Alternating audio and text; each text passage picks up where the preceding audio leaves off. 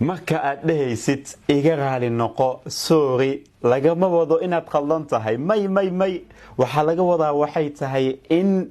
qofkaas iyo xiriirka idinka dhaxeeya aad qiimeynaysid aadna rabtid inay ka sii qurux badnaato sida hadda ay tahay maxaa ka qurux badan maxaa ka wanaagsan qofka mar walba raaligelinta bixinaya dhahaya iga raali noqo ficilkiisana laga arkaya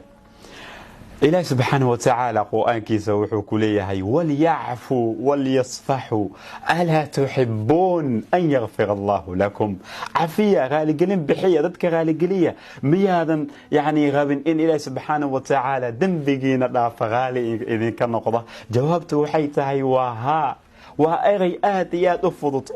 سوري وانك حما إغرالي نقو لكن قفك على قلب جيسا يعني وحوين أي لطحي هذا بنقو